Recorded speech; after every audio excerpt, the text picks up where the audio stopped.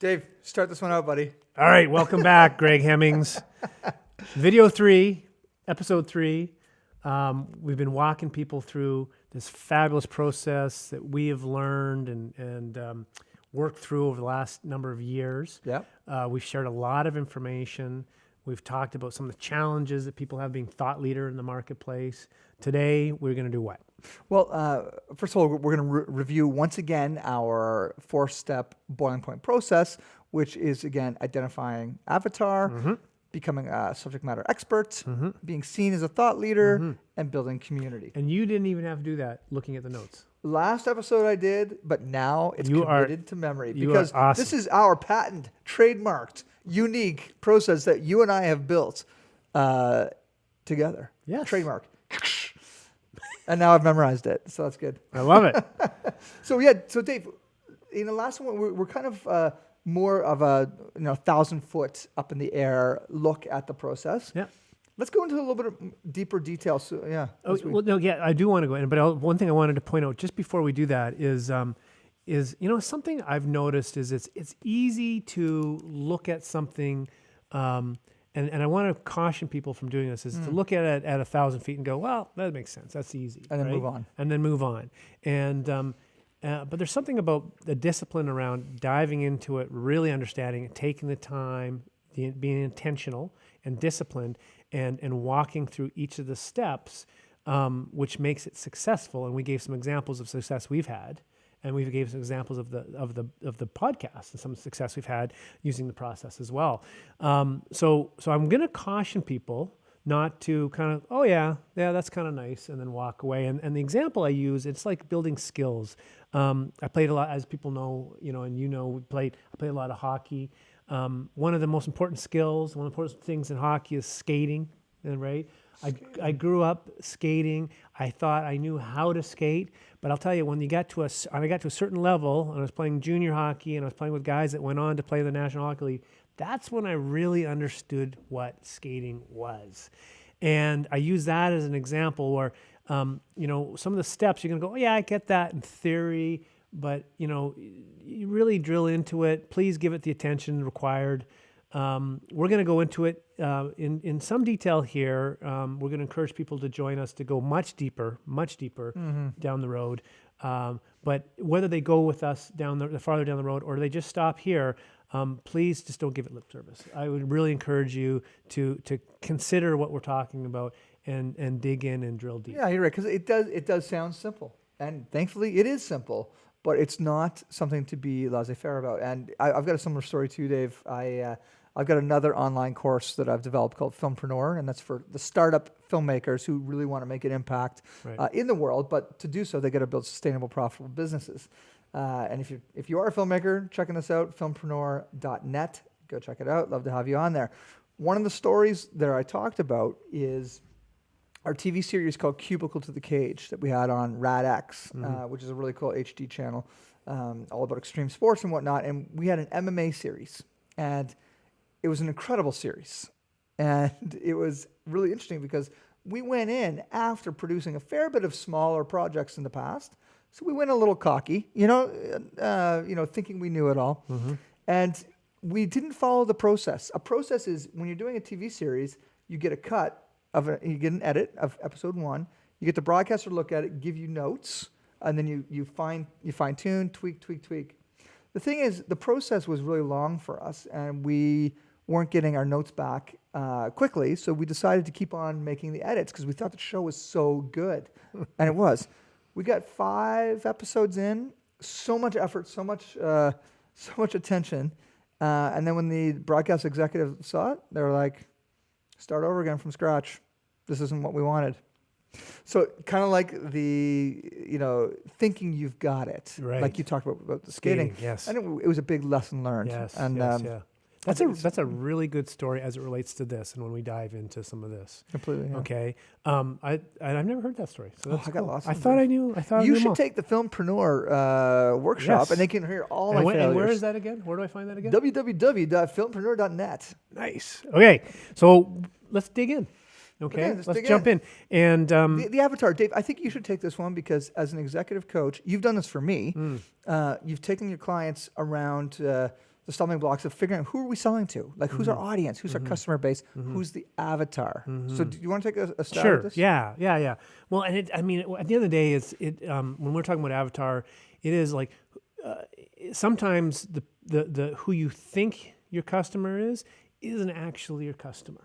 Okay, so in the case of us selling executive coaching or leadership coaching, and selling into the corporate sector, we made the mistake of thinking we're going to sell right to the CEO, right, and right to that executive or someone sitting on the executive team, and so we positioned, right, and we had that built as our avatar. That's the person of influence, the person we wanted influence, that we felt was a decision maker. What we learned is that actually no, it's the HR leader that we really want to influence. And they're the ones that we want to talk to because they have needs for our services go beyond just the executives, and it actually goes throughout the organization. So when we figured that out and we repositioned, we started promoting and selling and creating content and stuff we're going to talk about here that speaks to the HR leader because they're actually our customer. So that was an important lesson. So it's really important to know who it is. So it's there's some criteria and that you can use. And I'm going to give props to a colleague of ours, Wayne Chamberlain, who shared this with me once. I don't know where he got it, but it's called BANT, B-A-N-T, right? So when you're out there promoting, who has the budget, who has the authority, who has the need, and the timing is important, and it can control some of the timing to purchase your service. So it's understanding all of those things, okay? When we go deeper into this with people, we're going to take you workshop it a bit, get it down. But one of the things I'd be curious about is, and sharing your show or in the comments here is really like, who do you think your customer is? Who is the avatar you're trying to speak to? And how do you know that is the person you should speak to? I think that's a fun exercise. And again, use this as an opportunity to let everybody else know who you are, what your business is. And then just tell us straight up, before we go deeper into the exercise, what your company is and who do you think your avatar is. And describe them as a person. Make up a name, make up a gender, make up a height, doesn't matter. But using what Dave just said, the BANT method is a great way of figuring it out because we might try our best impressing one particular person who we think is the buyer or the decision maker. It's a complete waste of time. Absolutely, and I find it's very common, and sometimes that avatar shifts, right? And you talked about your markets, right? And being a thought leader in different markets, and one of the markets, doing business for good. Your avatar probably shifted from where you were another. Well, another an interesting story to that, Dave, is it did shift because I was like, I was welcomed into this world of corporate social responsibility, CSR, you might have heard. Yes.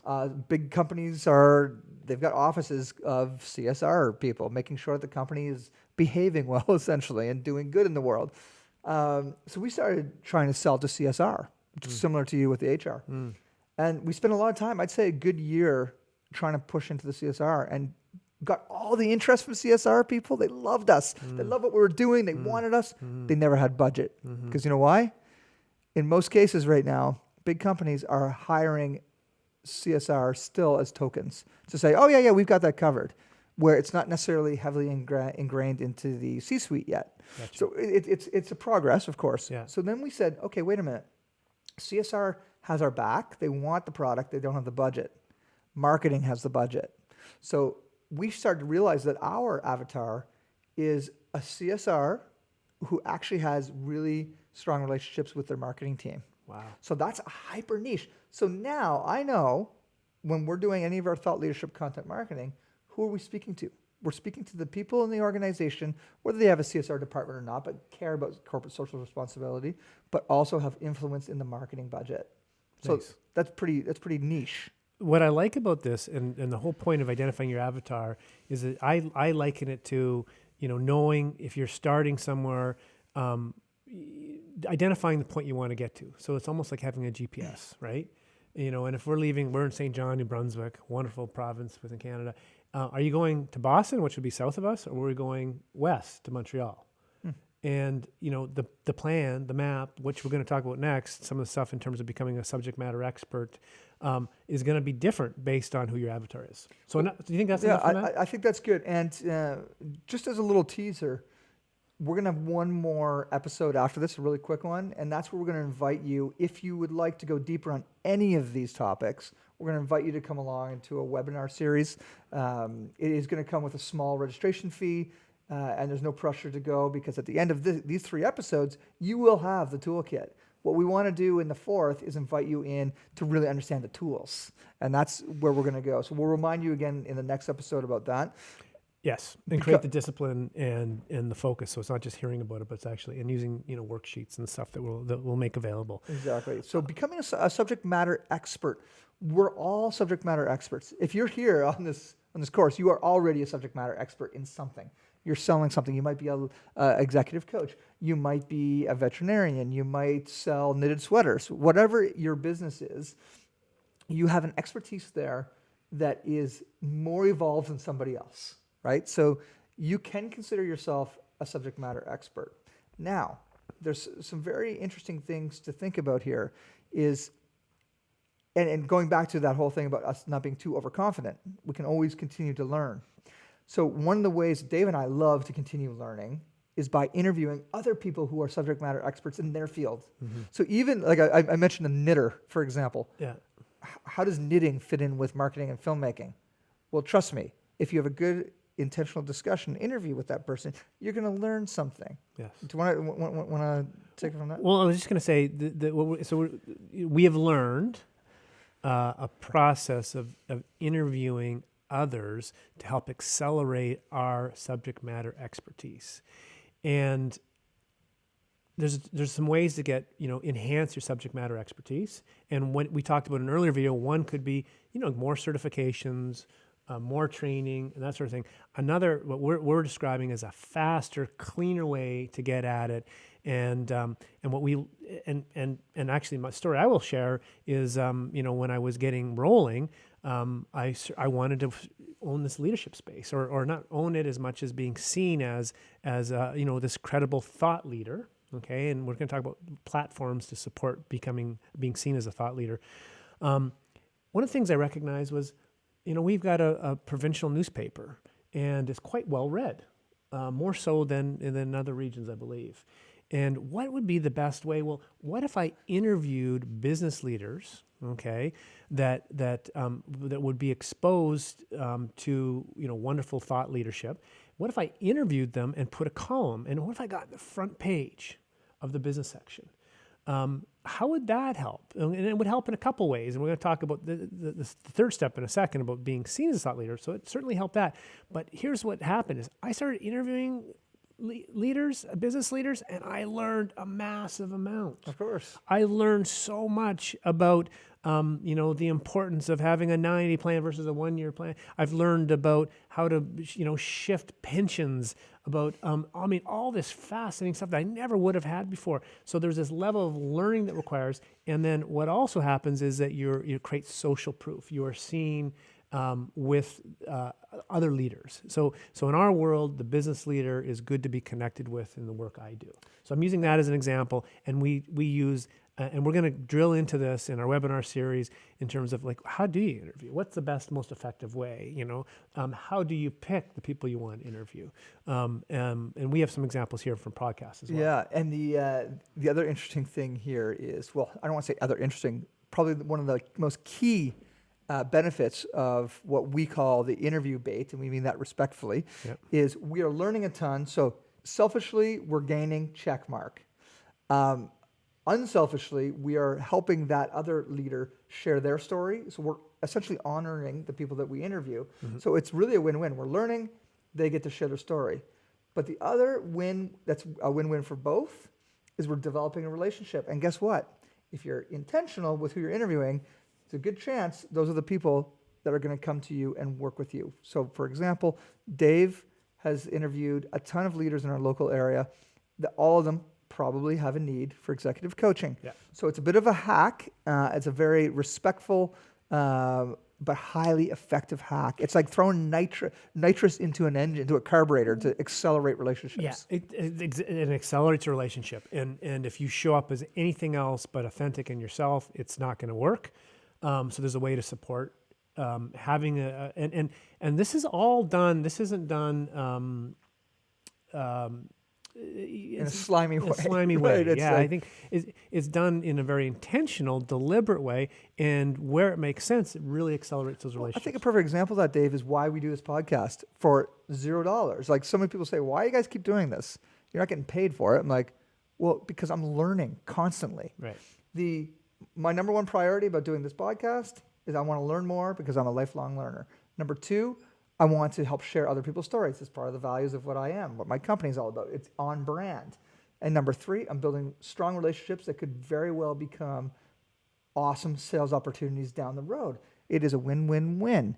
So with that, and the other thing I just want to say too is Dave and I also write in the same newspaper. Yes. And as far as brand elevation, I don't do interviews in my newspaper column, but I'm constantly being put into people's newspaper reading habits on a regular basis as a result. Well, and what you're doing is you're segueing beautifully, Thank because you. you're the segue king, into the third step, which is this Thought idea leadership, of being seen as a thought leader leader. and thought leadership platforms. So maybe carry that on. Like, why the newspaper is an example for you? Well, it's really interesting because years ago, the publisher of the provincial newspaper, he knew that I was a filmmaker that traveled all around the world and was like, hey, maybe you can write an article about this. And as I was thinking, I was like, what's the best way to do this? And I realized it's really about quick snippets, little photographs of different parts of the world that I'm in, doing different documentaries and doing it a little travel, a travel piece. So essentially, this is a business opportunity, a marketing opportunity, a branding opportunity disguised as a travel article. Because in every article, I'm somewhere in the world, most likely doing something that's Hemmings House related. So I'm not saying here at Hemmings House we're doing this. I'm not saying that at all. Just my readers are able to follow me on my journeys. They know that I'm traveling around the world, which means they know I must be working with some sort of client that's paying me to do such travel. And if, oh my gosh, that's social proof. Obviously, if somebody's willing to pay Greg to go all over the world to do this and his team, then clearly his company probably has some capacity to do something for me. Right. So this is what we're talking about, this word of mouth marketing, thought leadership, and this is being seen as a thought leader.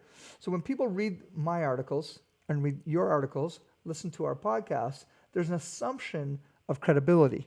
Yes. And when I say assumption, it means they don't have to have direct proof that we're credible. They just have to have that assumption.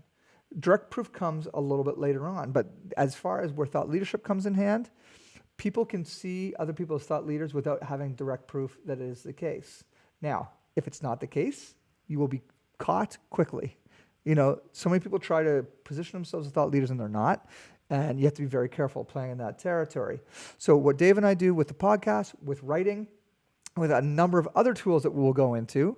I think we're here at that point now that we can talk, we're talk talking about. I mean, like public speaking, Dave. You and I are both two of us are founding members of a Toastmasters group here, of all things. We both speak a lot. it's a wonderful platform. It's a wonderful platform. And if you can, and what we talk about in that platform would be our column, you know, a newspaper, our podcast. So you're leveraging all the ways you become a subject matter expert and that expertise you have, and you're using the platform. And there's a number of platforms that we're going to drill into in the webinar and go much deeper in, but you're experiencing right now, podcasting being one. And thankfully, you introduced me to this platform. Yeah, and writing, number two, whether that's digital or in traditional. And we're just going to give away the third one, which is public speaking, as we just discussed. Yeah. Public speaking is so cool too because as I am now a subject matter expert because of the boiling point, Dave and I have both interviewed so many other subject matter experts, we become mini subject matter experts. So when I go on stage, I pull out all these experiences that I've had with these interviews, and I'm able to use that as content. So it becomes really easy. The more platforms you play in, after we do a podcast, it's very easy to write a number of blogs out of one podcast interview. Right. So we're going to go deep into all this stuff as we continue. The other thing to remind people of, and you know, you're never sure how much information you share, but it's this idea of repurposing this content you have as well, right? So there's newsletters, podcasts, you know, there's blogs, There's public speaking. Events. There's events. There's so many ways. But without that content that you've built through your interviews and becoming a subject matter expert, then being seen in this third step as a thought leader, is where you really leverage those platforms to amplify and to accelerate that thought leadership. You just nailed something that I think is really critical that we would have passed over. Thank you, Dave. The importance of having a few, not just one, but two, I would suggest at least 3 platforms that you are creating your own original content on. This is original content, what we're doing right now. A podcast interview is original content. An article in the paper is original content. A social media post is original content. So if you are actively playing in at least 3 platforms, these are tools in our thought leadership toolbox, that is critical, because anytime you've got an opportunity to play in another medium or platform that you're not active in, you've got content to pull from and repurpose, like you said. 100%. So original content creation is the basis of all of this thought leadership. Absolutely. You don't just sit there and become a thought leader. You Right. have to create. You create, and so in step 2, we're showing we'll talk about in the webinars that you're getting more, or you can do it right now. Actually, it's a way to create content, become a subject matter expert very quickly, accelerate that. Platforms using, as Greg points out, a minimum of 3 platforms or more. There's also, we'll talk about a number of people that can help you along this journey. It's not an expensive process. And one example, if you go to visioncoachinginc.com and you search for our newsletter, Fresh Ideas, what you'll see is an archive of 9-10 years of newsletters, monthly newsletters. If you click on one of our more recent ones, you will see information, a message from me. You'll see information that'll take you to columns that I write. You'll see information about a podcast I'm part of, a Bowling Point. So there's ways to repurpose that, bring it all together, and so you're leveraging all these different communities. And it's this is a great opportunity to continue advertising for ourselves, but it's a great example. Yeah. GregHemmings.me, which is my personal speaker website. On there, you can sign up to my newsletter that you get, Dave, on a weekly basis. Yeah. And same thing. It's a very good read, by the way. Oh, thank you very much. I talk about the latest videos Hemmings House has been doing, the latest Bowling Point podcasts. I will point people to my latest blog that I might have on my Medium account. So we are not just talking the talk here. Dave and I are walking this talk. We do this on a regular basis, and we repurpose and reshape our content continually. And let's get into building community, which is the 4th step. And the whole, I think it's coming across. I hope it is. But we're at the end of a week here. But there's a certain excitement around talking about this because we know it works, and I want other people to be using it, and it's so easy and accessible. And I wish when we started, We need this. I wish someone told me this, because it would have made so much difference, right? Totally. So what we want to do is, and many of you are probably doing many of these things. So that's great. If you are, awesome. Tell us more. Tell us how it's working for you. We'd love to learn. Put it in the comment section below. But let's talk about, this is an area that you are particularly strong, in my opinion. And this is the final step, the 4th step. And it's around, building and speaking to your community. Mm-hmm. You are, I think, exceptional at it. Tell people a little bit about that. Everything that we're talking about right now, Dave, with generating content, whether that's publishing, podcasting, public speaking, etc., this all starts to build a community of fans, first of all. And fans are readers, they're listeners, whoever. They might not be regular fans, but they're people that consume your content. That's the beginning of a community. Once you have that nugget of a community, because you're creating content, then you start engaging with that community. How do you do that? The best way to do it is face-to-face, if possible. So face-to-face, you create events. It might be a party. It might be, for example, this Christmas, we invited 150 people to a hockey game, and we had the big ice bar open. And we got to, and the cool thing is, I probably knew 20% of the people there. And they were all there as invites for me. So it was a great way to get face-to-face to meet these people. They get to see that you're real, that they're real. There's this exchange. And then you continue to do this. Like for us as well at Hemmings House, we're constantly doing events out in the community. Like Lachlan was really involved in this really cool thing called the Midnight Bazaar, where thousands of people came uptown. And you know what? Just because of one of our employees' efforts and interests, Hemmings House is like our brand follows into that, right? So we're known as well as heavy community supporters. So as we're supporting our community, the town that we're in, Yeah. people start to surround what we're doing and support what we're doing. So that's a great example of building a local community. What about building a broader community? And let's talk a little bit about the community that we've been building and has been supporting us and have been interacting with us, the Boiling Point community. Yeah, well, the internet is our best friend. When this is something that a lot of people didn't have many years ago. Well, nobody had, 30 years ago, and we now have the opportunity. I just talked about some really great physical, in-person, local community building. We'll take the exact same principles, and instead of having a party in the physical, have a webinar, have an online conference. There's still ways to interact person to person, face to face, even with Skype calls and Google Hangouts, that we can continue to do this. Now, what we've been doing, building a community around Boiling Point, is the reason we've been able to grow this is because we're honoring other entrepreneur stories. Those entrepreneurs all have their own sphere of influence and their own networks, their own communities. They're going to share it within theirs. When people listen to our episodes, they're going to say, "Oh, I know somebody that should be on the podcast." The community grows like this. Every time we release a podcast, it gets bigger and bigger. Right. And it's not because we're talking about ourselves. We're talking about somebody else's. We're pulling out nuggets of information that are helping us. We're making it relevant in our own way. Right. And hopefully our listeners are figuring that out as well. And it's a component of building community beyond local, right? Kind of more of a global in this case, and there's segments that we're focused on. But it's this idea of third-party validation, right? So it's getting the interview, in this case, the interviewee to share, right? And getting their organization to share. And so what we've noticed when that happens effectively, the downloads is just, it's incredible how many downloads. And again, there's no marketing dollars put in this, by the way, right? Yeah, and because of that, what you just said, because everybody else's community wants to support that person, so it kind of goes viral in its own little way. Totally. And the last piece around the third-party validation in terms of supporting building community, we alluded to it earlier, but for people in Canada, Dragon's Den is quite a well-known name, and for them to pick us as one of the must listen to podcasts, that's done huge things for our community. Or workopolis.com. So and we didn't ask for that; it happened, right? So it's this idea of slowly, constantly building community. And the last thing I'll mention is that there's a discipline around this. There's a reason you see our podcast once a week. Or listen to our podcast, I should say, once a week. There's a reason you'll see weekly newsletters from Greg, and from me, from us at Vision Coaching, it's monthly. There's a reason you'll see a column or in the newspaper, or in Greg's case, your postcards in the newspaper on a regular basis.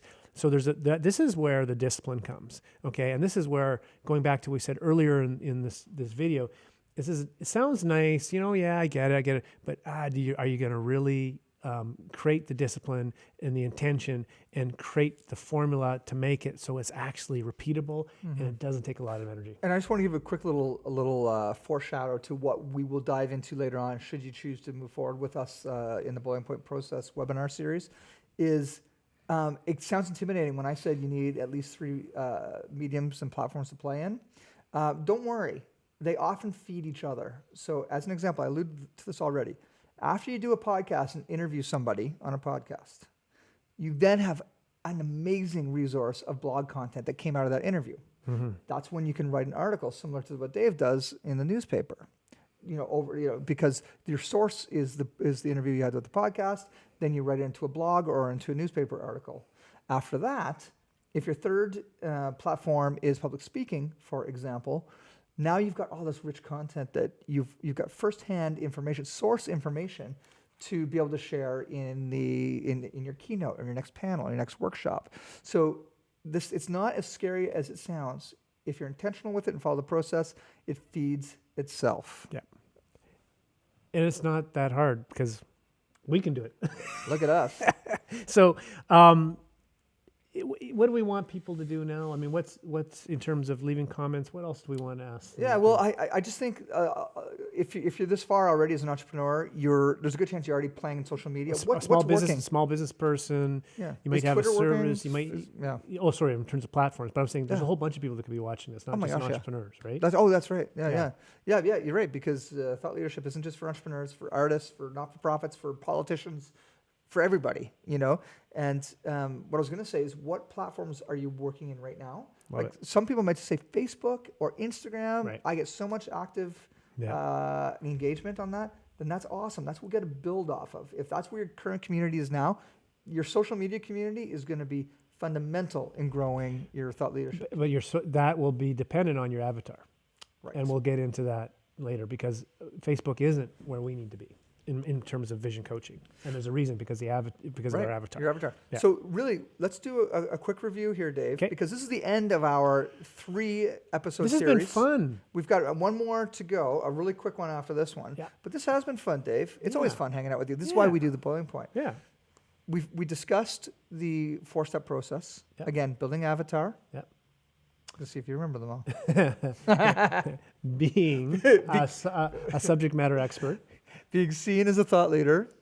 and building and speaking to your community. And you can do this. We all can do this. If these two guys could do it, you can And we do it even too. remembered the 4 points without our show notes. See, if you haven't Or 4 listened, steps. if you I haven't gave them listened to 4 the points. Boiling Point podcast before, you'll understand that Dave and I are always throwing each other on the bus and trying to catch each other up. So if you haven't listened to our podcast, boilingpointpodcast.com, listen to the rest of the Yes, episodes. We got yes. hundreds of thought leaders on there. Perfect examples, in fact. In fact, that should be some homework. Go back, listen to 3 or 4 of the episodes, maybe 5 or 10 or 20 or 200. Tell us what your favorite one is. What's your favorite episode of the Boiling Point? That'd be nice to hear too. And I really like how you threw me under. That was classic, you know. I mean, Classic just Hemmings. like let's do this 4 steps together. Yeah. And what's the second one, Dave? And so you got to be sharp hanging Gotta be sharp. out with Greg Hemmings. So we want you to watch the next video, and we would like you to hang out with us, and we want to get to know you better.